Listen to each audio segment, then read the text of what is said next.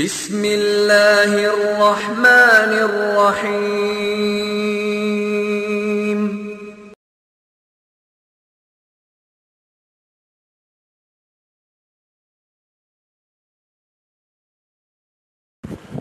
ان الحمد للہ نحمده ونستعینه ونستغفره ونعوذ باللہ من شرور انفسنا ومن سیئات اعمالنا من يهده الله فلا مضل له ومن يضلل فلا هادي له واشهد ان لا اله الا الله وحده لا شريك له واشهد ان محمدا عبده ورسوله اما بعد فان خير الحديث كتاب الله وخير الهدي هدي محمد صلى الله عليه وسلم وشر الأمور محدثاتها وكل محدثة بدعة وكل بدعة ضلالة وكل ضلالة في النار رب اشرح لي صدري ويسر لي أمري واحلل عقدة من لساني يفقهوا قولي رب أعوذ بك من همزات الشياطين وأعوذ بك رب أن يحضرون أعوذ بالله السميع العليم من الشيطان الرجيم یا ایہا الانسان ما غرک بربک الکریم الذی خلقک فسواک فعدلک فی ای صورت ما شاء رکبک کلا بل تکذبون بالدین وان علیکم لحافظین کراما کاتبین یعلمون ما تفعلون ان الابرار لفی نعیم وان الفجار لفی جحیم یصلونها یوم الدین وما هم عنها بغائبین وما ادراک ما یوم الدین ثم ما ادراک ما یوم الدین یوم لا تملک نفس لنفس شیئا والامر یومئذ للہ۔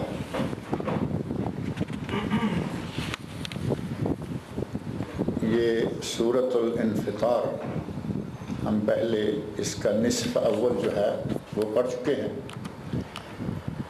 اور اسی کے ضمن میں سنن ترمذی اور بعض دیگر کتب حدیث میں وارد ایک حدیث میں نے ذکر کی تھی، جس میں نبی صلی اللہ علیہ وسلم ارشاد فرماتے ہیں من سرہ ان ينظر الى یوم القیامہ رأی العین فلیقرأ اذا السماء کورت واذا السماء انفطرت واذا السماء انشقت۔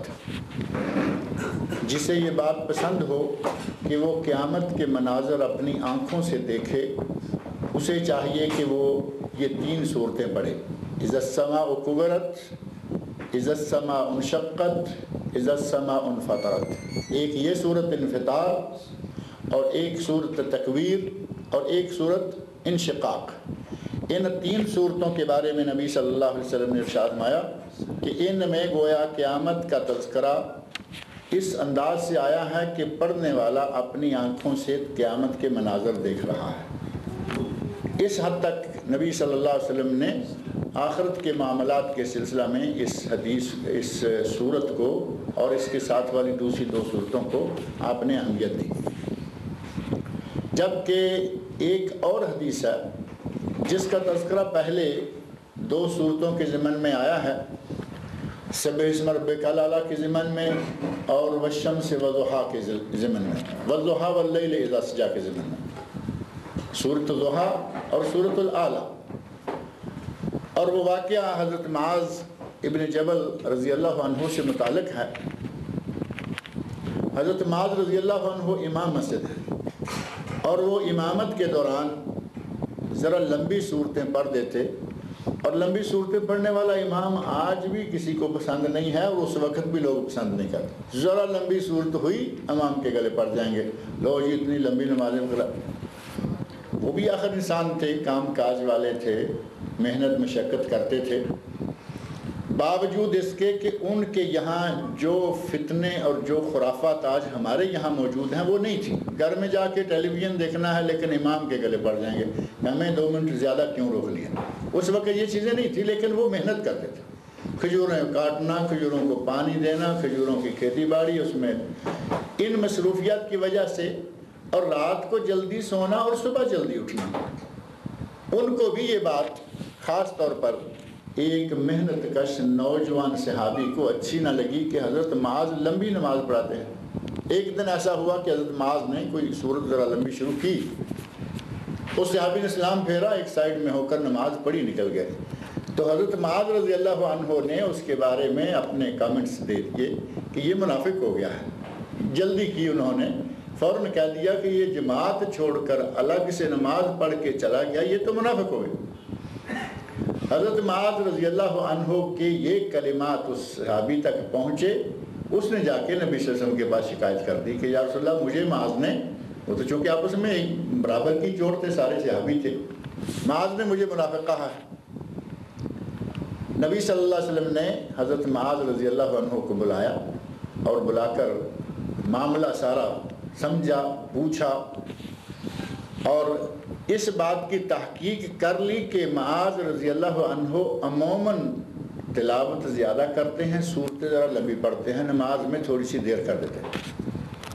تو نبی صلی اللہ علیہ وسلم نے ارشاد فرمایا افتان انت یا معاذ، اے معاذ کیا تو فتنہ پیدا کرنا چاہتا ہے؟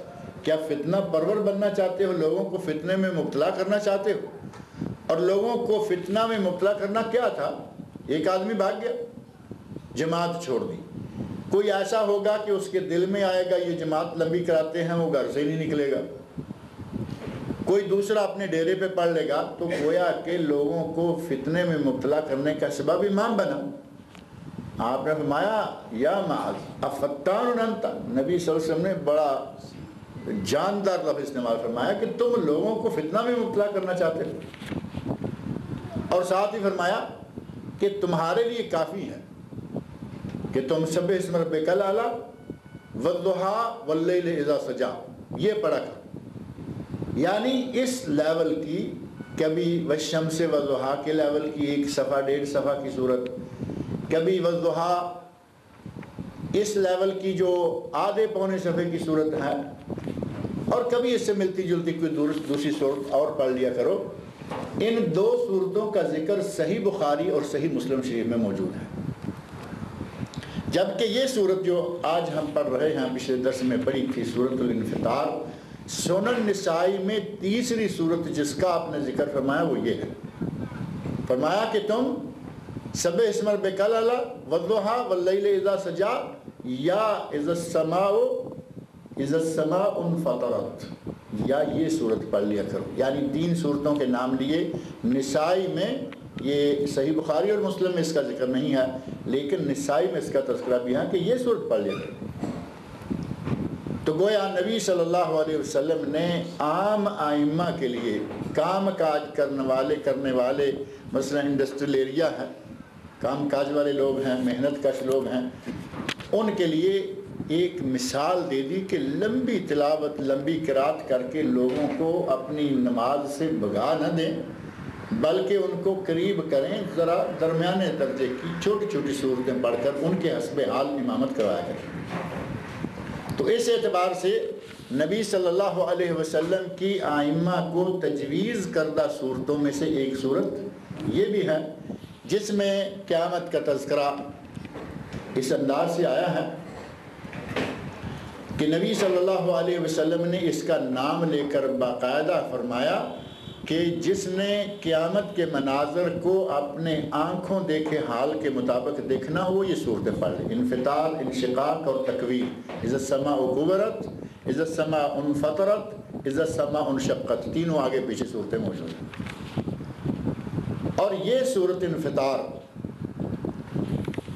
اس کا تذکرہ ایک اور حدیث میں بائی نیم نہیں ہے، نام لے کر نہیں ہے۔ ایک حدیث میں نبی صلی اللہ علیہ وسلم ارشاد فرماتے ہیں، حضرت ابو بکر صدیق رضی اللہ عنہ آپ سے پوچھتے ہیں یا رسول اللہ آپ وقت سے پہلے بوڑھے ہو گئے ہیں، یعنی آپ کی صحت، آپ کی عمر ایسی نہیں لگتی کہ آپ بوڑھے ہوں، لیکن آپ وقت سے پہلے بوڑھے ہوئے لگتے ہیں، شبتا یا رسول اللہ آپ بوڑھے ہو گئے۔ تو نبی صلی اللہ علیہ وسلم نے ارشاد فرمایا شیبتنی ہود و اخواتها، مجھے سورہ ہود اور اس کی بہنوں نے بوڑھا کر دیا ہے۔ سورہ ہود پڑھ کر اور اس میں جو قیامت کی سختیاں اور ناکیاں اور آخرت کے حالات ہیں ان کو پڑھ کر مجھے خوف کے ساتھ میں بوڑھا ہو گیا۔ اب یہاں جو عام معروف حدیث ہے اس میں ایک نہیں بلکہ کئی حدیث ہیں، ان میں ہود و اخواتہا کا ذکر ملتا ہے، اور ایک صحیح سند سے ثابت حدیث ہے اس میں اخوات کا ذکر بھی ہے کہ وہ اخوات کون سی ہیں۔ آپ نے ارشاد فرمایا اخوات میں ہود تو سورہ ہود ہو گئی، آگے دوسری ہے سورۃ الواقعہ، تیسری ہے سورۃ الحاقہ، الحاقہ ملحاقہ، اور ان میں چوتھی سورت ہے النبا، یسألونک عن النبأ العظیم الذی هم فیہ مختلفون، 30ویں سپارے کی پہلی سورت، اور انہی میں سورت انشقاق، انفطار، انشقاق اور تکویر، ان میں سے سورت تکویر کا ذکر بھی ہے جو اس کے بعد آنے والی ہے باذن اللہ تعالی، جس کی ترجمہ و تفسیر ہم پڑھیں گے۔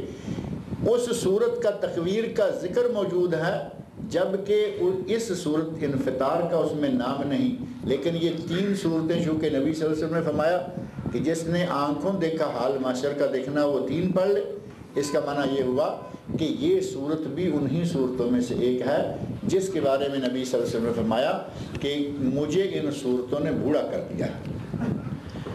اب آدمی کسی صورت کو یا کسی آیت کو پڑھ کر اس سے متاثر ہو، اس کا اثر زندگی پر کچھ ظاہر ہو تو ظاہر ہے کہ وہ بڑھاپے کی طرف لے جائے، اور اگر پتہ ہی نہ چلے کہ ہم پڑھ کیا رہے ہیں یا امام کیا پڑھ رہا ہے تو اس کا اثر کیا ہوگا۔ جیسا کہ ہمارا حال عموماً ہوتا ہے، امام بیچارہ جو بھی پڑھ کے چلا گیا، ہمیں پتہ ہے پہلے اس نے سورۃ فاتحہ پڑھی تھی اور اس کے بعد کوئی اور سورت پڑھی ہے یا کسی اور سورت کی کچھ آیتیں پڑھی ہیں، ہمیں قرآن کا ترجمہ مفہوم نہیں آتا، ہمارے لیے کوئی خاص یہ تاثیر والی چیز نہیں بنتی۔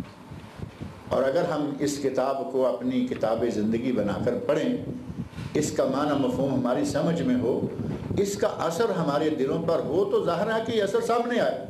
نبی اکرم صلی اللہ علیہ وسلم چونکہ اس کا معنی مفہوم سمجھنے والے تھے، آپ ان صورتوں کو پڑھ کر اس خوفناک ماحول کو اپنے دل و دماغ میں حاضر کر کے اس حد تک متاثر ہوئے کہ وقت سے پہلے بوڑھے ہو گئے، یعنی آپ پر بڑھاپے کے نشانات نظر آنے لگے۔ اور یہ انہی صورتوں میں سے ہم یہ صورتیں پڑھ رہے ہیں، اور ہمیں کوئی اتنا نہ کوئی خوف نظر آتا ہے نہ خطرہ نظر آتا ہے، کیونکہ ہمیں سمجھ ہی نہیں آتی۔ ٹھیک ہے، صورتیں ہیں، پڑھتے ہیں، روزانہ پڑھتے ہیں، سنتے ہیں۔ ہمیں چاہیے کہ قرآن کریم کی تلاوت صرف تبرک کے لیے نہ کرتے رہیں، بلکہ قرآن کریم کو سمجھنے کے لیے قرآن کریم کا معنی مفہوم سمجھیں اور تلاوت بھی کریں، لیکن اگر آپ 10 15 20 منٹ آدھا گھنٹہ روزانہ تلاوت کو دیتے ہیں تو اس میں سے 5-10 منٹ بطور خاص ترجمہ اور تفسیر کے لیے بھی نکال لینے چاہیے، تاکہ پتہ چلے کہ اللہ کا پیغام کیا ہے۔ اس صورت میں جس کا ہم پہلے ترجمہ کر چکے ہیں، اللہ رب العزت نے ہمیں کئی ایک باتیں بتائیں اپنی عظمت، اپنی شان کے سلسلہ میں۔ ایک تو یہ بات فرمائی فی ای صورت ما شاء رکبک، پچھلی مرتبہ اس کا ترجمہ اور کچھ مفہوم ذکر کر دیا تھا۔ اور ایک حدیث میں نبی اکرم صلی اللہ علیہ وسلم فرماتے ہیں، ایک صحابی آیا تو اس نے آ کے نبی صلی اللہ علیہ وسلم کے سامنے شکایت کر دی، کہا یا رسول اللہ، میرے یہاں بیٹا پیدا ہوا ہے اور میرا رنگ بھی صاف ہے اور میری گھر والی کا رنگ بھی صاف ہے، یہ بیٹے کا رنگ کالا ہے۔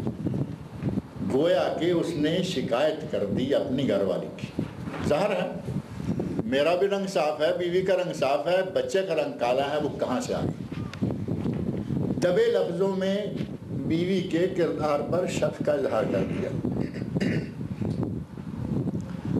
نبی اکرم صلی اللہ علیہ وسلم نے اس آدمی کی بات سنی بڑے اچھے طریقے سے، اور ساتھ ہی پوچھا کہ تمہارے پاس اونٹ ہیں؟ کہتے ہیں۔ فرمایا کہ تمہارے پاس گورے رنگ کے یعنی براؤن گولڈن کلر کے اونٹ ہیں؟ وہ ان میں کوئی کالا بھی ہے؟ تو کہاں ہے؟ آپ نے پوچھا کہ وہ کالا اونٹ ان اونٹوں میں کہاں سے آ گیا؟ ان اونٹوں میں کالا اونٹ کہاں سے آ گیا؟ تو وہ کہتا ہے عسا ان نزعہ عرق، عسا ان یکون نزعہ عرق، ہو سکتا ہے کہ اس اونٹ کے نسل میں باپ دادوں میں کہیں کوئی کالا رہا ہوگا، اس اونٹ کے باپ دادوں میں کہیں کوئی کالا رہا ہوگا، عسیٰ ان یکون نزعہ عرق، اور وہاں سے یہ کالا ہو گیا۔ تو آپ نے فرمایا وَهَذَا عَسَىٰ يَكُونَ نَزَعُهُ عِرْقٌ، یہ بچہ بھی ہو سکتا ہے کہ کہیں باپ دادوں میں، نانوں پر نانوں میں، تمہاری بیوی کا رنگ صاف، تمہارا رنگ صاف، تمہیں کیا معلوم دو چار پشتوں پر کوئی آدمی کالا ہو تو تیرے خاندان میں سے یا تیری بیوی کے خاندان میں سے۔ تو اللہ رب العزت نے جس طرح کسی بچے کو چاہا اس کی ترکیب، اس کی شکل صورت تیار فرمائی، اور کبھی کبھی ایسے واقعات پیش آئے کہ موجودہ عموماً بچہ اپنی ماں پر ہوگا یا باپ پر ہوگا، اور تھوڑا آگے لے جائیں تو یا ماموں پر ہوگا یا چچا پر ہوگا، دو طرف خاندان ہے، ادھر ماں کا خاندان ہے ادھر باپ کا خاندان ہے، دونوں میں سے کسی نہ کسی پر ہوگا۔ جب کبھی ایسی نوبت آ جائے تو جھٹ سے یہ نہیں کہنا کہ لو جی ہمارے یہاں تو، اور خود میاں بیوی شاید نہ کہیں، ادھر ادھر سے انگلیاں اٹھانے والے کہیں گے کہ لو وہ بھی سفید ہے، وہ بھی ایک گورے رنگ کا ہے، یہ کالا کہاں سے آ گیا؟ نبی اکرم صلی اللہ علیہ وسلم نے مثال دے کر اس آدمی کو اس کے گھر سے بتا دیا کہ تم کہتے ہو کہ اونٹ کے باپ دادوں میں کوئی کالا ہوگا تو تمہارے باپ دادوں میں بھی کوئی کالا ہو سکتا ہے۔ اللہ رب العزت جب چاہتا ہے ماں پر، جب چاہتا ہے باپ پر، جب چاہتا ہے ننیال پر، اور جب چاہتا ہے ددیال پر، جس پر چاہے بچے کی شکل جو ہے وہ بنا دے۔ اور آیت نمبر 10 کا ترجمہ بھی پڑھا تھا، وَإِنَّ عَلَيْكُمْ لَحَافِظِينَ كِرَامًا كَاتِبِينَ يَعْلَمُونَ مَا تَفْعَلُونَ، یہاں تک پڑھا تھا ہم نے کہ تمہارے لیے اللہ نے کرامن کاتبین، اللہ رب العزت نے انسان کے لیے بہت سارے فرشتے مقرر کر رکھے ہیں، جن میں سے دو فرشتے تو معروف ہیں، ایک دائیں طرف ہے ایک بائیں طرف ہے۔ دائیں طرف اور بائیں طرف والے ان دو فرشتوں کو کرامن کاتبین کہا جاتا ہے کہ معزز، مکرم، محترم وہ فرشتے کاتبین جو لکھتے ہیں، یہ نیکیاں لکھنے والا اور یہ برائیاں لکھنے والا، دونوں فرشتے ہیں، دونوں معزز ہیں، دونوں مکرم ہیں، اور ایک نیکیاں لکھتا ہے ایک برائیاں، یہ تو ان کی ڈیوٹیاں ہیں۔ اب برائی لکھنے والی ڈیوٹی کی وجہ سے کوئی وہ فرشتہ تو برا نہیں ہو گیا نا، لکھتا برائیاں ہے لیکن وہ اللہ کا ایک ڈیوٹی لگایا ہوا فرشتہ ہے، اس کی ڈیوٹی یہ ہے کہ وہ چیزیں لکھے۔ تو دو فرشتے یہ ہیں، اور قرآن کریم کے بعض مقامات سے پتہ چلتا ہے کہ اللہ رب العزت نے یہ تو دو فرشتے ہیں جن کا نیکیاں اور برائیاں لکھنے سے تعلق ہے، اور کچھ فرشتے قرآن کریم میں بعض دیگر مقامات سے پتہ چلتا ہے کہ ہماری حفاظت کے لیے، ہمارے تحفظ کے لیے بھی اللہ نے رکھے ہوئے، وہ ہماری حفاظت کرتے ہیں، معقبات، اور دن کو اور رات کو وہ بدلتے بھی رہتے ہیں۔ اللہ رب العزت نے ہمارے لیے یہ انتظام کر رکھا ہے کہ انسان کے آگے اور انسان کے پیچھے ایک فرشتہ اللہ نے مقرر کیا ہوا ہے۔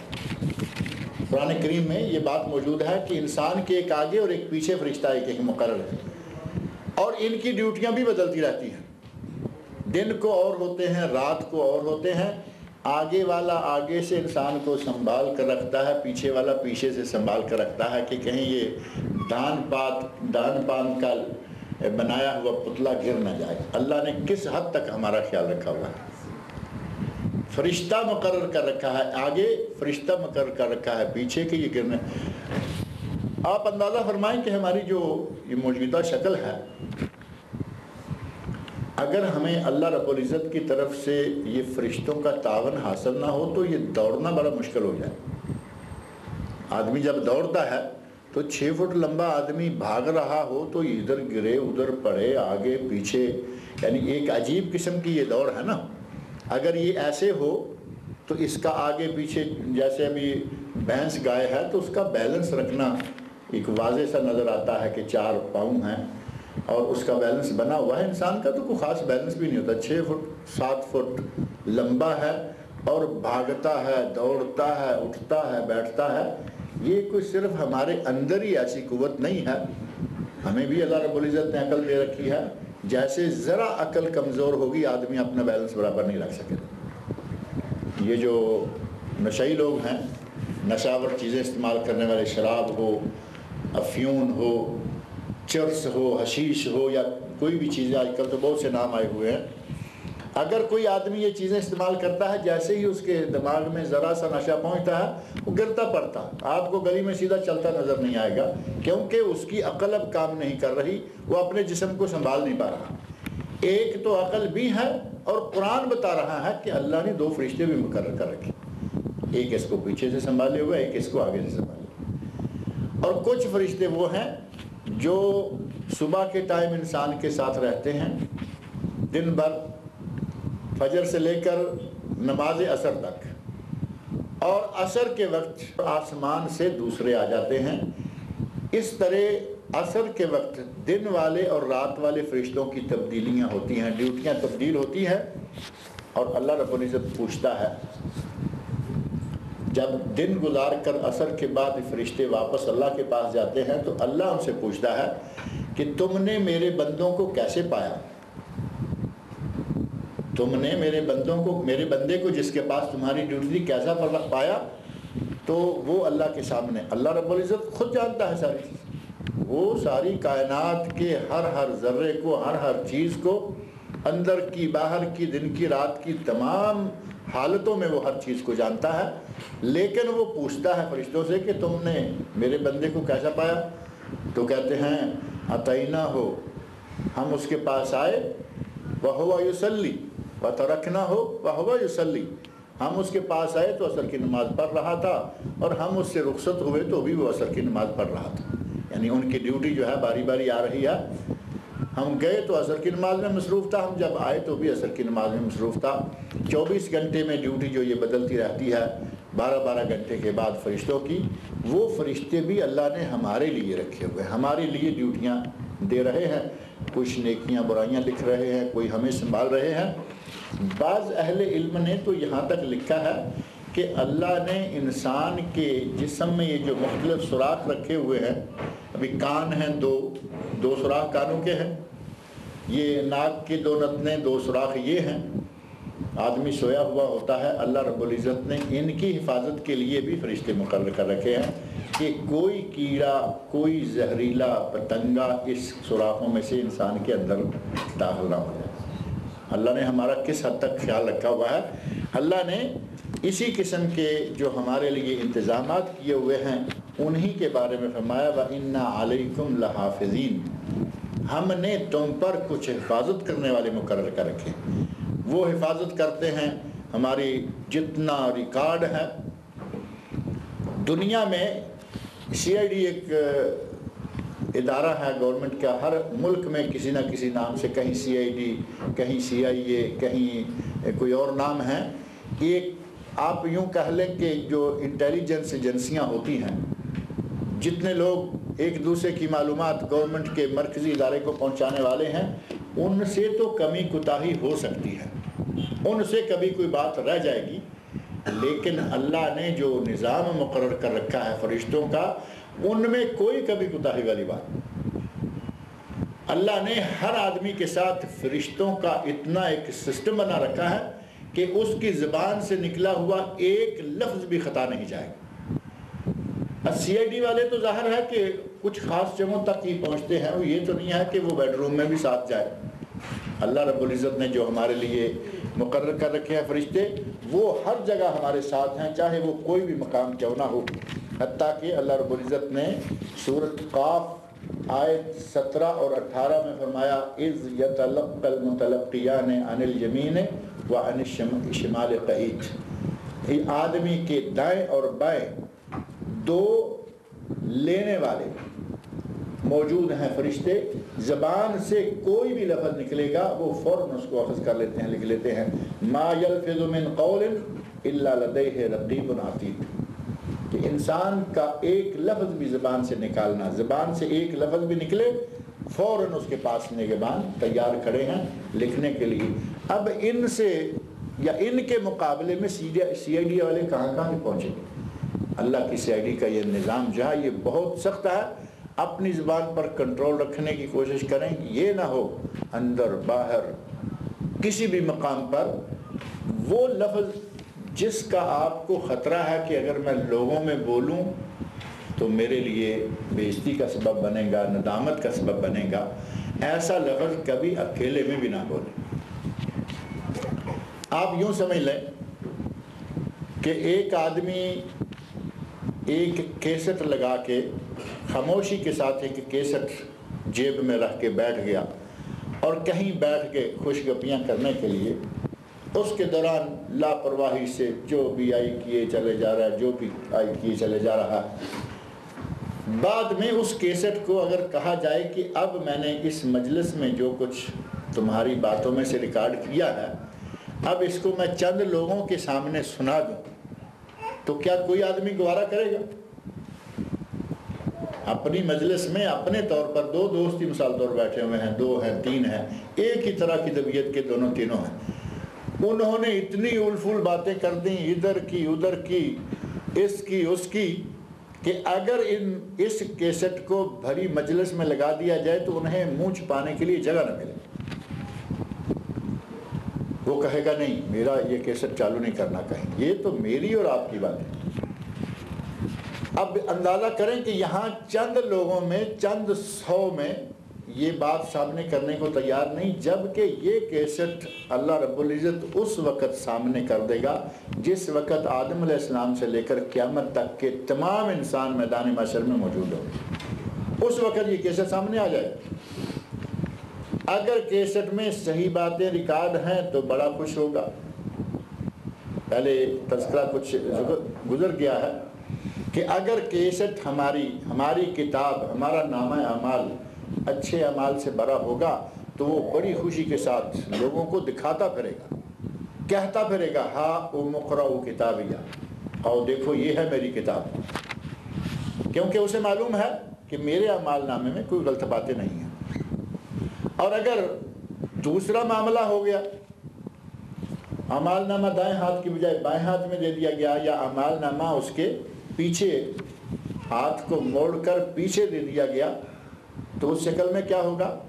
اس شکل میں وہی آدمی اپنے ہی اعمال نامے کو چھپاتے ہوئے ساتھ اس کے دل و زبان سے ہر اعتبار سے یہ کلمات نکل رہے ہوں گے، یا لیتنی لم اوت کتابیہ، اے کاش کہ مجھے یہ کتاب آج دی ہی نہ جاتی، نہ مجھے دی جاتی، نہ میں پڑھ پاتا، نہ لوگوں کو پتہ چلتا۔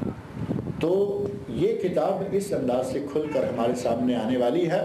ہمیں کوشش کرنی چاہیے کہ اکیلے ہوں، لوگوں کے ساتھ ہوں، 2-1 کو ساتھ ہوں، یا بھری مجلس میں ہوں، اپنی زبان سے صرف یہ الفاظ نکالیں جن کا حساب دیتے ہوئے ہمیں دنیا کے سامنے شرمندہ نہ ہونا، کیونکہ اللہ نے ایک ایک لفظ لکھنے کے لیے ہمارے لیے 2 فرشتے مقرر کر رکھے ہیں، اچھا وہ لکھ رہے ہیں، برا وہ بھی لکھ رہے ہیں۔ یعلمون ما تفعلون، اور وہ فرشتے جو کچھ تم کرتے ہو تمہارے ہر کام کو جانتے ہیں، وہ تمہارا ہر کام ریکارڈ میں لیے چلے جا رہے ہیں۔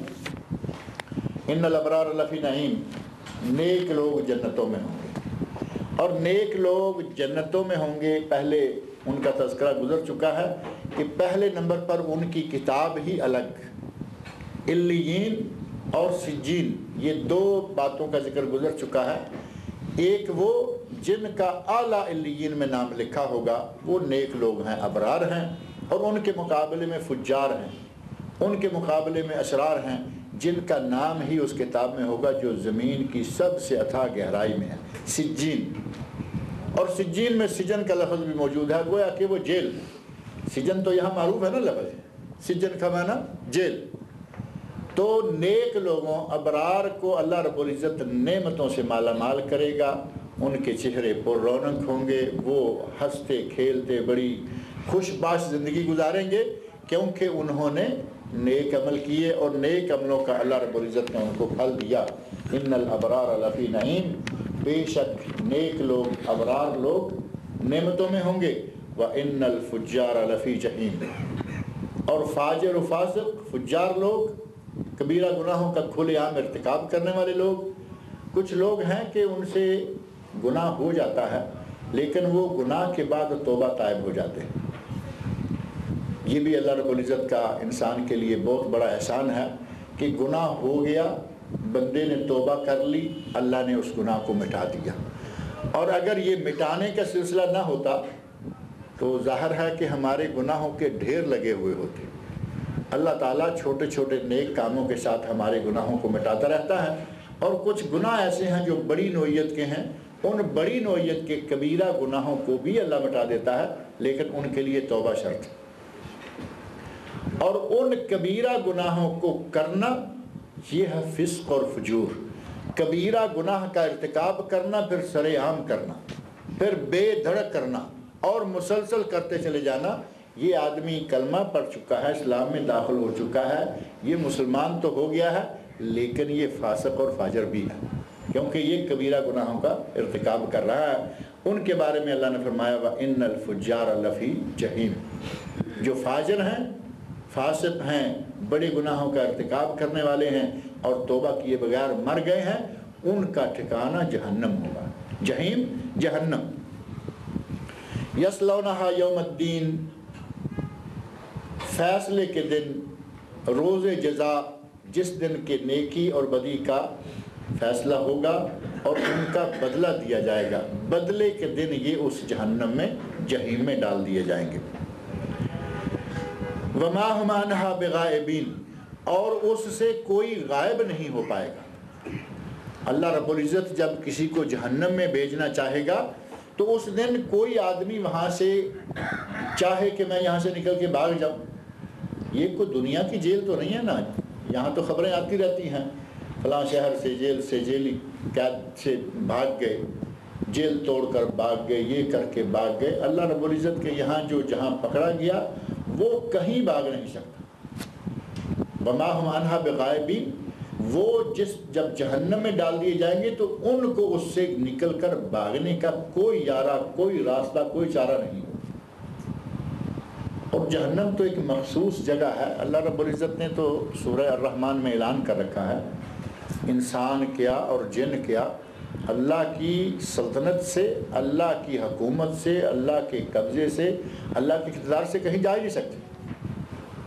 سورہ الرحمن، یا معشر الجن والانس ان استطعتم ان تنفذوا من اقطار السماوات والارض فانفذوا لا تنفذون الا بسلطان۔ اللہ نے جنوں انسانوں کو یا معشر الجن والانس، اے جنوں اے انسانوں، ان استطعتم ان تنفذوا، اگر تم یہ طاقت رکھتے ہو کہ بھاگ جاؤ، ان تنفذوا من اقطار السماوات والارض، ان زمین و آسمانوں سے کہیں نکل کر بھاگ جاؤ، فانفذوا، بھاگ جاؤ، بھاگ کے دکھاؤ، اور پھر فرمایا لا تنفذون الا بسلطان، تم نہیں بھاگ پاؤ گے، جدھر بھی جاؤ گے اللہ کی حکومت ہے، جہاں بھی جاؤ گے اللہ کی سلطنت میں ہی رہو گے، اللہ کی سلطنت سے تم نکل نہیں پاؤ گے۔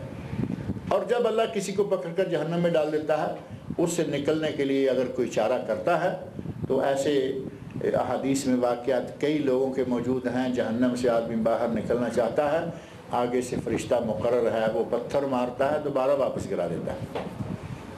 اللہ نے یہ انتظام بھی مکمل رکھا ہے کہ کوئی نکلنا بھی چاہے تو نکل نہیں سکتا۔ اللہ نے اس کو ایسی جگہ پہ رکھا ہوا ہے وما ہم عنہا بغائبین، کہ جس سے وہ غائب نہیں ہو سکتا، جس سے وہ فرار نہیں ہو سکتا، جس سے وہ بھاگ نہیں سکتا۔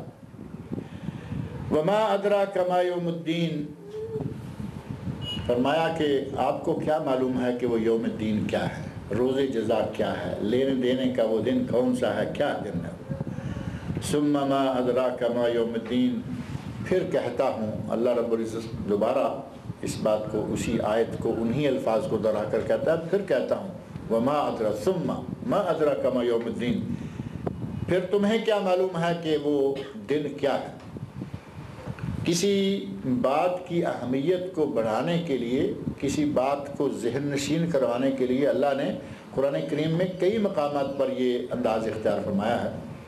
پہلے آپ سورۃ القدر میں سن چکے ہیں، انا انزلناہ فی لیلۃ القدر وما ادراک ما لیلۃ القدر، پہلے فرمایا کہ ہم نے اس قرآن کو قدر والی رات میں نازل کیا ہے، انا انزلناہ فی لیلۃ القدر۔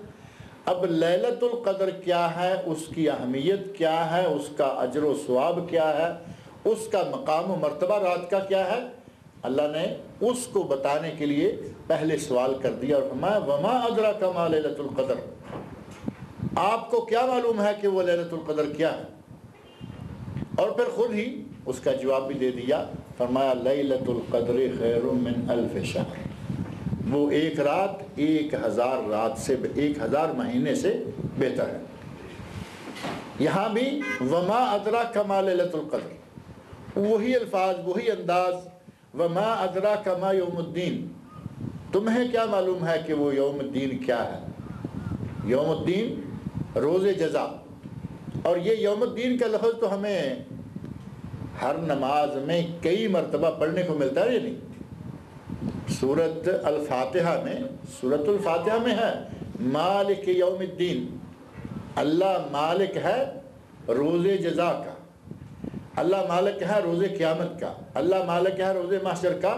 یہ دین ہے جب لینے دینے کا معاملات، جہاں اپنے نیکیاں کرنے والوں کو نیکیوں کا نیک پھل، نیک اجر، اور برائیاں کرنے والوں کا ان کی برائیوں کا نتیجہ، ان کی سزائیں، اس دن کو یوم الدین کہا گیا۔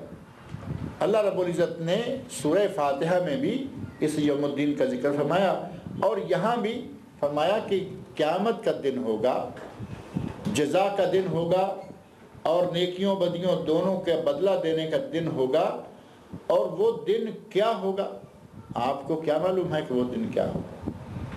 اب اگر اس دن کی تفصیلات دیکھنی ہو، اللہ نے یہاں صرف ایک موٹی سی بات بتا کر چھوڑ دیا ہے، لیکن اگر اس دن کے بارے میں تفصیلات دیکھنی ہو تو سورہ ہود پڑھ کر دیکھیں، سورۃ الواقعہ پڑھ کر دیکھیں، سورۃ الحاقہ پڑھ کر دیکھیں، سورۃ المرسلات، غالباً اس کا نام پہلے شروع میں رہ گیا تھا، سورۃ المرسلات پڑھ کر دیکھیں، اور یہ سورۃ تکویر جو اس سے آگے یہ 82 نمبر انفطار ہے، 81 نمبر پر سورۃ تکویر ہے، وہ پڑھیں، یہ انفطار پوری پڑھیں، اور آگے تطفیف چھوڑ کر سورۃ الانشقاق ہے، اذا السماء انشقت، یہ پڑھیں۔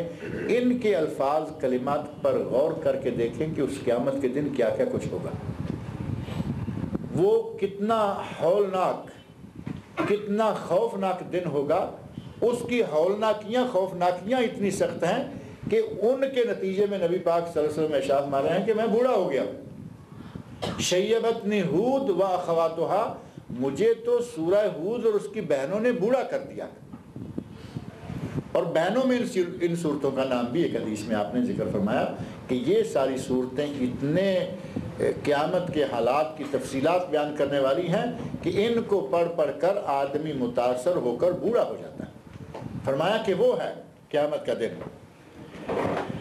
وما ادراک ما یوم الدین، تمہیں کیا معلوم ہے، تمہیں کیا خبر ہے کہ وہ دن کیا ہے، بدلے کا دن کیا ہے۔ ثم ما ادراک ما یوم الدین، پھر دہرایا گیا کہ تمہیں کیا معلوم ہے کہ بدلے کا وہ دن کیا ہے۔ یوم لا تملک نفس لنفس شیئا، اس دن کا ایک وصف یہ ہے کہ اس دن کوئی کسی کے لیے کسی قسم کا فائدہ نہیں پہنچا سکے گا، کوئی آدمی کسی دوسرے کو کوئی فائدہ پہنچانے کی پوزیشن میں نہیں ہوگا۔ یوم لا تملک نفس لنفس شیئا، کوئی نفس کسی دوسرے کے لیے کوئی چیز اپنے ہاتھ میں کنٹرول میں نہیں رکھے گا۔ ہمارے یہاں تو دعوے کرنے والے تو کرتے رہتے ہیں، یہ پہلے بھی ایک آدھ مرتبہ یہاں ذکر ہوا ہے اس بات کا، بلکہ موقع بہ موقع ذکر آتا رہتا ہے، کیونکہ ہمارے یہاں تو یہ ٹولے بھی بہت ہیں، وہ کہیں گے جی آپ ہمارا پلو پکڑ لو، ہم آپ کو پلسرات سے بھی گزار دیں گے، جنت میں بھی پہنچا دیں گے۔ بلکہ ہمارے پاکستان میں تو جنت کے ٹکٹ بکتے رہتے ہیں نا، پاکستان میں تو جنت کا باقاعدہ ٹکٹ، جنتی دروازہ بنایا گیا، اس دروازے میں سے جو گزر گیا وہ گویا کہ جنتی ہو گیا۔ اب ان دروازوں میں جہاں دھکے کھا کھا کے، جہاں ذلیل و خوار ہو کے، حالانکہ قطعاً کسی جگہ کوئی کہیں تھوڑا بہت ہی ثبوت مل جائے، قرآن حدیث، کہیں صحابہ کے اقوال، خود قبر بنائی ہے اور اسی کے دروازے کو جنتی دروازے کا نام دے دیا، اور اس میں سے گزرنے والوں کو جنت کا ٹکٹ دینا شمار کر لیا۔ ہمارے یہاں تو سلسلہ ہے، یہ لوگ دعوے کر کے کہہ دیتے ہیں کہ ہم آپ کو پار لگا دیں گے، یہاں سے گزر جاؤ جنت میں چلے جائیں گے۔ جنت میں جانا اتنا آسان نہیں ہے۔ قیامت کا دن ہوگا، کوئی اللہ کے سامنے دم نہیں مار سکے گا، کوئی بڑے سے بڑا نبی کیوں نہ ہو اور کوئی چاہے کسی بھی پوزیشن کا مالک کیوں نہ ہو، اس دن اور تو اور ایک تو ہے کہ کسی کو پار لگا دینا، ایک ہے کسی کو جنت میں داخل کر دینا۔ وہاں تو اللہ نے فرمایا کہ کسی اللہ کی مرضی کے سوا کوئی کسی کی سفارش بھی نہیں کر سکے۔ اس دن میں یشفع، اس دن کون ہے جو شفاعت کرے گا؟ اور یہ آیت الکرسی پڑھ کے دیکھیں، اللہ کی اجازت کے سوا، اللہ کی مرضی کے سوا کوئی کسی کی سفارش نہیں کر سکے گا، نہ کوئی نبی، نہ کوئی ولی، نہ کوئی دوسرا، نہ کوئی بڑا، نہ کوئی چھوٹا۔ جب سفارش ہی نہیں کر سکتا جب تک اللہ اجازت نہ دے گا، تو وہ کسی کو جہنم سے نکال کر جنت میں کیسے لے جائے گا؟ اور جہنم میں جاتے ہوئے آدمی کو روک کر اللہ سے کیسے کہے گا کہ میں اس کو نہیں جانے دوں گا؟ وہاں کسی کی ایسی جرت نہیں ہوگی۔ اللہ نے فرمایا یوم لا تملک نفس لنفس شیئا، کوئی کسی کے لیے ذرہ برابر کا مالک نہیں ہوگا۔ اس دن صرف اللہ کا حکم چلے گا، اس دن ملک صرف اللہ کا ہوگا، ملکیت اللہ کی ہوگی، کوئی انسان کسی کے لیے کوئی فائدہ نہیں پہنچا سکے گا۔ اس دن آدمی کو اپنا عمل کام آئے گا۔ نبی اکرم صلی اللہ علیہ وسلم نے غالباً یہ اس کے اسی آیت پہلے حصے میں یا کسی دوسری صورت کے ضمن میں یہ بات میں نے ذکر کی تھی کہ صحیح بخاری، صحیح مسلم کی احادیث موجود ہیں۔ ہمارے نبی صلی اللہ علیہ وسلم سے بڑا تو کوئی نہیں ہے نا انسانوں میں سے نیکی کے اعتبار سے، عظمت کے اعتبار سے، اللہ کے محبوب ہونے کے اعتبار سے، کسی بھی اعتبار سے رسول اللہ صلی اللہ علیہ وسلم سے بڑا تو کوئی انسان نہیں ہے۔ آپ نے اپنی پوزیشن واضح فرما دی، اب آپ کی پوزیشن اگر ہمارے سامنے رہے تو بعد والوں کی پوزیشن آسانی کے ساتھ ہم سمجھ سکتے ہیں۔ نبی صلی اللہ علیہ وسلم نے اپنے خاندان اور قبیلے کے لوگوں کو مخاطب ہو کر فرمایا کہ عمل کر لو، فَإِنِّي لَا أَمْلِكُ لَكُم مِّنَ اللَّهِ شَيْئًا، قیامت کے دن میں اللہ کے مقابلے میں تمہارا کچھ نہ کر سکوں گا۔ یہ تو مطلقاً قبیلے کے بارے میں، بنی ہاشم، بنی عبد المطلب، ان کو خطاب کر کے فرمایا، بخاری مسلم کی حدیث۔ اور اپنی پھوپھی حضرت صفیہ بنت عبد المطلب، ان سے خاص طور پر چونکہ پھوپھی ہیں، والد کی بہن ہیں، ایک قریبی اہم رشتہ ہوتا ہے۔ پھوپھی کو کہا پھوپھی جان، دنیا میں جو کچھ میرے پاس ہے اس میں سے جو بھی چاہیں آپ لے سکتی ہیں، لیکن اگر کہیں کہ قیامت کے دن میں تمہارے کسی کام آ جاؤں گا، وہاں میں کسی کام نہیں آؤں۔ اور ان سے بھی زیادہ پیاری یہ محترم ہے، اور اپنی بیٹی فاطمہ الزہرا رضی اللہ عنہ آپ کے دل کا ٹکڑا ہے، آپ کی لخت جگر ہیں، آپ کی انتہائی پیاری ہیں۔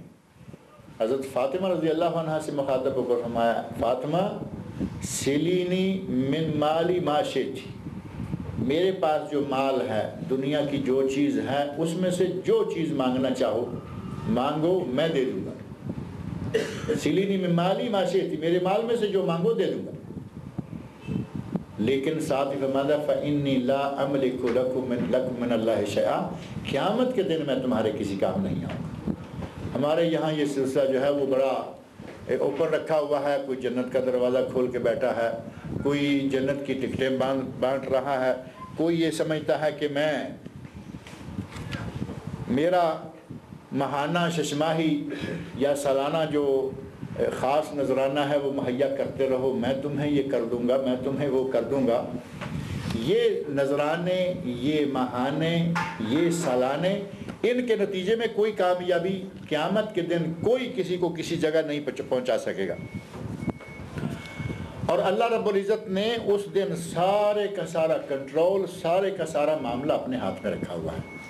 اسی لیے پہلے فرمایا وما ادراک ما یوم الدین ثم ما ادراک ما یوم الدین یوم لا تملک نفس لنفس شیئا، یہ دین، یہ روز جزا، یوم الدین وہ ہے جس دن کوئی کسی کے کام نہیں آئے گا، اگر کام آئے گا تو صرف اپنا عمل کام آئے گا۔ اب نبی صلی اللہ علیہ وسلم جو اس کائنات کے بنی نوع بشر کے سرتاج ہیں، اتنی اہمیت کے مالک ہیں، آپ فرما رہے ہیں کہ میں اللہ کے مقابلہ میں قیامت کے دن کسی کو ادھر سے پکڑوں ادھر اٹھا کے ڈال دوں.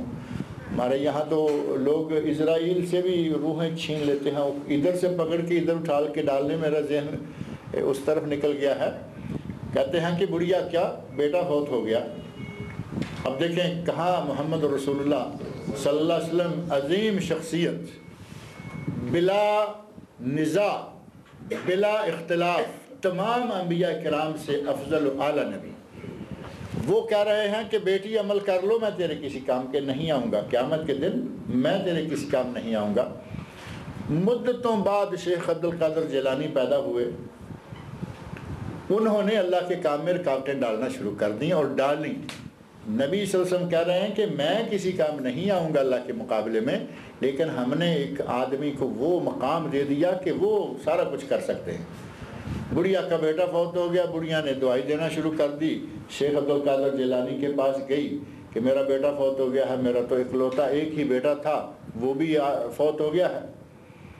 تو کہتے ہیں کہ حضرت صاحب نے جست لگائی, حضرت صاحب نے چھلانگ لگائی, ہوا میں نکل گئے, کہیں آدھ سمان کے قریب جا کے اسرائیل کو پکڑ لیا. ملک الموت کو اسرائیل کو جا کے پکڑا, کہا کہ فلاں بڑھیا کے بیٹے کی روح واپس کر دو. اب انداز بھی وہ کہ جیسے وہ ان کا کوئی ملازم ہے کہیں بھیجا ہوا تھا, تو کہا کہ نہیں اب یہ اتنا حصہ واپس کر دو. فلاں بڑھیا کے بیٹے کی روح واپس کر دو. اسرائیل نے کہا نہیں, جھپٹا مارا, روحوں کا پورا تھیلا چھین لیا. اب یوں لگتا ہے کہ جیسے مارکیٹ سے کوئی سامان لے کے جا رہے تھے ملک الموت, روحوں کا پورا تھیلا چھین لیا. وہ تھیلا سارا ایسے فضا میں جھٹک دیا. اس دن جتنے لوگ مرے تھے وہ سارے کے سارے زندہ ہو گئے. ہمارے یہاں تو لوگوں نے اس حد تک لوگوں کو اٹھا رکھا, اتنا بلند لے گئے ہیں کہ جتنا وہ خود سنیں تو ان کو شرم آ جائے کہ ہمارے بارے میں یہ لوگ کہہ رہے. لیکن کہہ رہے, ادھر محمد رسول اللہ صلی اللہ علیہ وسلم فرما رہے ہیں کہ میں اس قسم کی کوئی طاقت نہیں رکھوں. قیامت کا دن ہوگا, عمل کام آئیں گے. اعملوا, پھپھی جان عمل کر لو, میری بیٹی عمل کر لو, میرے خاندان والوں عمل کر لو. عمل کر لو تو جان چھوٹ جائے گی. اگر عمل اچھا ہوگا تو نجات ہوگی, ورنہ نجات نہیں ہوگی. یہ معاملہ آپ تاریخ پہ نگاہ ڈال کر دیکھیں. حضرت نوح علیہ السلام کی بیوی, طوفان نوح آیا, بیوی گئی. بیٹا نوح علیہ السلام کا بیٹا کنعان اور نوح علیہ السلام کی بیوی, کشتی میں نہ بیوی نہ لوط علیہ السلام کی بیوی, نوح علیہ السلام کی بیوی, دو کی بیویاں. اور یہ بیٹا حضرت نوح علیہ السلام کا اور حضرت ابراہیم خلیل کے والد اور نبی صلی اللہ علیہ وسلم کے چچے ابو لہب, ابو طالب. ان سب کے انجام آپ قرآن کریم کے اندر دیکھ رہے ہیں, موجود ہیں. وہاں کام آئے گا عمل. کسی کی طاقت اس دن کسی کے پاس اس دن کچھ ہوگا ہی نہیں. اللہ نے فرما دیا وَالْأَمْرُ يَوْمَئِذٍ لِلَّهِ, اس دن معاملہ سارا صرف اللہ کے ہاتھ میں ہوگا. امر اللہ کے ہاتھ میں, ملک اللہ کے ہاتھ میں, سلطنت اللہ کے ہاتھ میں, قوت اور اقتدار صرف اللہ کے ہاتھ میں ہوگا. کسی کے ہاتھ میں کچھ ہوگا نہیں. جب کسی کے ہاتھ میں کچھ ہوگا نہیں تو وہاں چھینا چھپٹی کیسے ہو پائے گی. اللہ نے کہا کہ اس آدمی کو جہنم میں ڈالنا ہے, اور درمیان میں کوئی پیر صاحب کھڑے ہو جائیں گے کہ نہیں میں اس کو جہنم میں نہیں جانے دوں گا. اللہ نے ایک آدمی کو جہنم پھینکوا دیا اور پیر صاحب ہاتھ ڈالیں اور نکال کے جنت میں ڈال دیں. وَالْأَمْرُ يَوْمَئِذٍ لِلَّهِ, اس دن کوئی کسی کے لیے کچھ نہیں کر سکے گا. اور اس دن تو سفارش بھی اللہ کی اجازت کے بغیر نہیں ہوگی. اللہ اجازت دے گا, اللہ خود کہے گا کہ اے میرے نبی فلاں آدمی کے لیے سفارش کریں. عزت افزائی کا ایک اللہ نے سلسلہ رکھا ہوا ہے. اللہ خود کہے گا کہ سفارش کریں. انبیاء تک تھر تھر کانپ رہے ہوں گے کسی کے لیے سفارش کرنا, اور کسی کو ادھر سے اٹھا کے ادھر ڈالنا اور ادھر سے اٹھا کے ادھر نکالنا. وہ ایسا دن ہوگا کہ جس دن ساری کائنات کے جتنے بھی انسان ہیں وہ اس میدان میں جمع ہے, اور ملک صرف اللہ کا, حکومت صرف اللہ کی. اس دن دوسرا کوئی کسی قسم کی کوئی حرکت, جو ہمارے یہاں بڑے دعوے اور نعرے لگائے جاتے ہیں کہ ہم یہ کر دیں گے ہم وہ کر دیں گے, کوئی کسی کا کام نہیں آئے گا. اس دن صرف اللہ کی حکومت ہوگی. اور اس بات کو اللہ رب العزت نے قرآن کریم کے کئی ایک مقامات پر ذکر فرمایا ہے، جیسا کہ سورۃ المومن جس کو سورہ غافر بھی کہا جاتا ہے، قرآن کریم کی 40ویں سورت، اس کی 16ویں آیت میں لمن الملک اليوم، وہاں بھی اللہ نے ایک سوال کیا ہے، لمن الملک اليوم، آج ملک کس کا ہے، آج ملکیت کس کی ہے، آج حاکمیت کس کی ہے؟ تو وہاں ارشاد فرمایا للہ الواحد القہار، آج ملکیت ہے صرف واحد قہار، صرف اللہ کی۔ نبی اکرم صلی اللہ علیہ وسلم، صحیح بخاری صحیح مسلم میں حدیث موجود ہے، آپ ارشاد فرماتے ہیں کہ اللہ رب العزت قیامت کے دن زمینوں اور آسمانوں کو اپنی مٹھی میں یوں بند کر دے گا، زمینوں اور آسمانوں کو اپنی مٹھی میں یوں بند کر کے پھر کہے گا این الجبارون این المتکبرون، آج این ملوک الارض، آج جو دنیا میں بادشاہ بنے پھرتے ہیں کہاں ہیں، آج جبار کہاں ہیں جو دنیا میں اپنے جبر و قوت اور اپنے ظلم و ستم کے ساتھ لوگوں کو پریشان کیے رکھے، این الجبارون این المتکبرون، دنیا میں تکبر کرنے والے آج کہاں ہیں، این ملوک الارض۔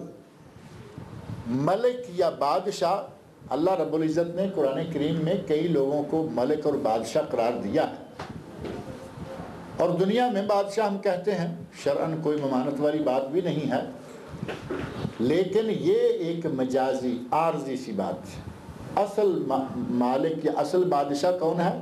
وہ اللہ ہے۔ اور نبی اکرم صلی اللہ علیہ وسلم فرماتے ہیں اخنع الاسماء عند اللہ، اللہ کے نزدیک بدترین نام یہ ہے کہ کوئی اپنے آپ کو ملک الاملاک، جسے ہم شہنشاہ کہتے ہیں، ہمارے یہاں لفظ معروف ہے شہنشاہ، شہنشاہ ایران، اور اسی طرح اور کئی شہنشاہ ہیں۔ نبی صلی اللہ علیہ وسلم فرماتے ہیں کہ اللہ کے نزدیک سب سے بدترین یہ لقب ہے جو اپنے آپ کو شہنشاہ کہلوائے، اور اللہ رب العزت کا دیکھیں اس کا نظام موجود ہے، دنیا میں اپنے آپ کو شہنشاہ کہلوانے والا، آخرت ایسی ہوئی کہ اپنے ملک میں مرنے، اپنے ملک میں دفن ہونے کے لیے قبر کی جگہ نہیں ملی۔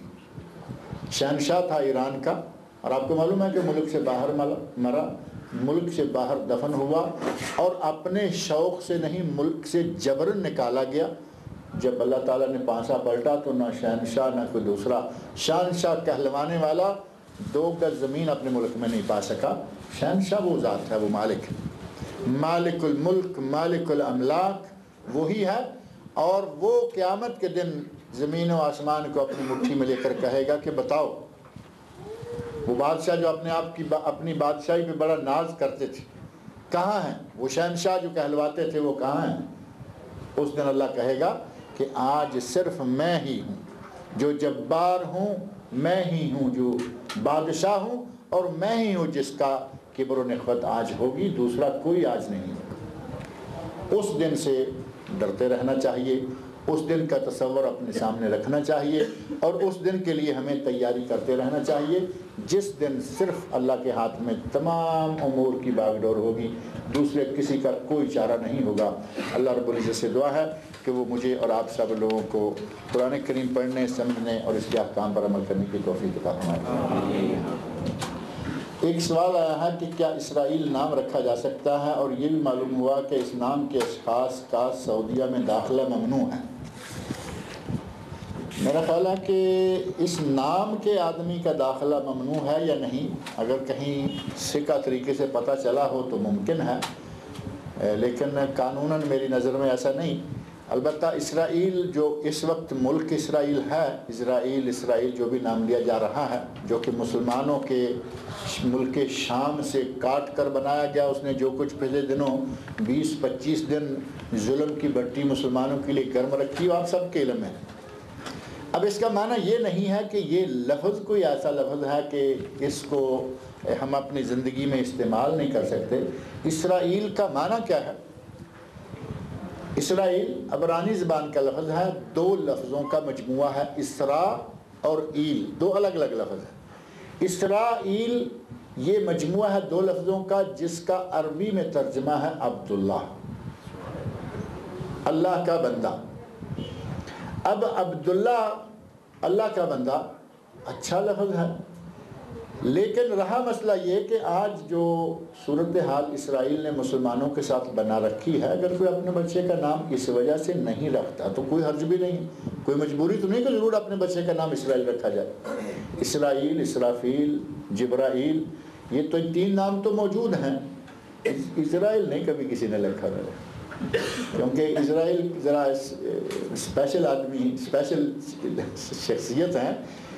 باقی نام سارے موجود ہیں، جبرائیل موجود ہے، جبریل یا جبرائیل، اور اسرافیل موجود ہے، اسرائیل موجود ہے۔ اسرافیل تو ہمارے مولانا ہیں دمام میں، انڈیا سے ان کا تعلق ہے، مولانا اسرافیل صاحب۔ تو بہرحال اگر کوئی نام رکھ لیتا ہے تو شرعاً کوئی ممانعت ایسی نہیں ہے، عبداللہ کا معنی ہے، ترجمہ ہے، لیکن اس کی موجودہ پوزیشن جو اسرائیل کی بنی ہوئی ہے اس کے پیش نظر اگر کوئی نہیں رکھتا تو کوئی حرج نہیں۔ آپ کے علم میں ہوگا کہ بعض اور نام بھی ہیں جو بعض ملکوں میں بین ہیں، تو اس کا معنی یہ نہیں کہ وہ شرعاً بین ہے۔ ایک آدمی بلیک لسٹ ہے، اس کو ملک میں نہیں آنے دیا جاتا، اب کیا کہیں کہ اس پہ نام رکھنا منع ہو جائے گا؟ بلیک لسٹ ملک نے کسی وجہ سے اس کو بلیک لسٹ کیا ہے، اس کا نام دنیا بھر میں بچوں کا رکھا جائے، کوئی ممانعت والی بات نہیں۔ جہاں بلیک لسٹ ہے وہاں داخل نہیں ہونے دیتے، یہ مسئلہ قانون کا ہے، یہ شریعت کا مسئلہ نہیں ہے۔ صاحب بول رہے تھے کہ آنے نہیں دیا گیا، بیک کیا کہ یہاں سے نہیں، وہ تو کہہ رہا ہوں کہ یہ ملکی نظام کا معاملہ ہے، کوئی یہ شرعاً تو ایسا نہیں ہے نا۔ ایک یہ اعلان ہے کہ ہر اتوار کو مکتب جالیات کی طرف سے اسی حال میں، یہی جو حال ہے، اس میں قرآن کریم کو صحیح اور تجوید کے ساتھ پڑھنا سیکھنے کے لیے ہفتہ واری درس کا اہتمام کیا گیا ہے۔ یعنی اسی جگہ ہر اتوار کو، سنڈے کو اسی جگہ، اور میرا خیال ہے اسی وقت بھی ہوگا۔ وقت بھی یہی ہے یا کچھ اور ہے؟ یہی وقت ہے نا، آپ لوگ آ رہے ہیں۔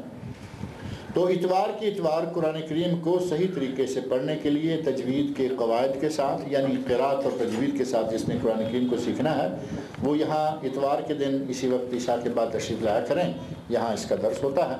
اور باقی ایام میں بھی دروس ہوتے ہیں، مولانا عبدالسلام صاحب کے ہیں، ابھی مولانا تشریف لے آئے ہیں، انڈیا گئے ہوئے تھے چھٹی پر، اور دیگر دروس جو یہاں ہفتہ بھر جاری رہتے ہیں، انہی جو اس مکتب سے تعلق رکھنے والے دعات ہیں ان کے دروس ہیں، شہر کی مختلف جگہوں پر، میرے ہیں، دوسری جالیات کے ہیں۔ وہ شیڈول تھوڑا سا اپنے ذہن میں رکھا کریں تاکہ مختلف جگہوں پہ جہاں جہاں موقع ملے پہنچتے رہیں۔ دوسری جالیات جو اقربیہ والی ہے اس میں ہفتے کے دن عشاء کے بعد میرا درس ہوتا ہے، یہاں بدھ کے دن ہوتا ہے، اتوار کو یہ ہے، اور مسجد مصعب بن عمیر میں ہفتہ کے دن مولانا عبدالسلام صاحب کا عربی ٹیچنگ کا درس ہوتا ہے عشاء کے بعد، اتوار کو عشاء کے بعد وہی میرا درس ہوتا ہے، اور اسی طرح مساجد میں بھی ہیں، اور اپنے علماء کرام سے شیڈول لے کے رکھیں تاکہ مختلف دروس میں آپ شرکت کرتے رہیں۔ اللہ تعالیٰ سے دعا ہے